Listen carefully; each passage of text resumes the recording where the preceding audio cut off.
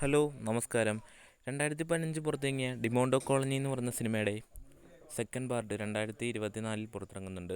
ചിത്രത്തിൻ്റെ ഒരു ട്രെയിലർ പുറത്തിറങ്ങിയിട്ടുണ്ടായിരുന്നു. വളരെ ഗംഭീരമായി തന്നെ ട്രെയിലർ മേക്ക് ചെയ്ത് പുറത്തു വന്നിട്ടുണ്ട്.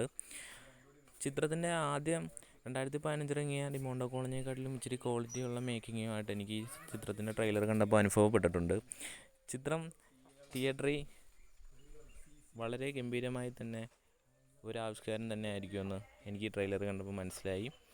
ചിത്രത്തിൽ അരുൺ ലിതിയുടെ ഒത്തിരി സ്കിൽസ് പുറത്തു വിട്ടിട്ടുണ്ടായിരുന്നു. ഡിമോണ്ടോ കോളനി എന്ന് പറഞ്ഞ പേരിൽ തന്നെ ആദ്യ ഹൊറർ ചിത്രമെന്ന് കൂടി നമുക്ക് പറയാൻ സാധിക്കും.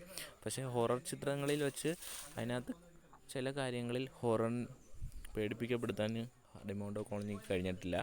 എന്തായാലും ഈ ചിത്രത്തിന് അങ്ങനെ സാധിക്കുമെങ്കിൽ നമുക്ക് തിയേറ്ററിൽ കാത്തിരുന്ന് തന്നെ കാണാം. ഡിമോണ്ടോ കോളനി 2 എന്ന് പറയുന്ന ചിത്രത്തിൻ്റെ സംവിധായകൻ കോബ്ര എന്നീ ചിത്രങ്ങളൊക്കെ എടുത്തിട്ടുള്ള അജയ് ഗാനമുത്തുവാണ് ഈ ഒരു സിനിമ നമ്മുടെ മുന്നിലേക്ക് എത്തിക്കുന്നത്.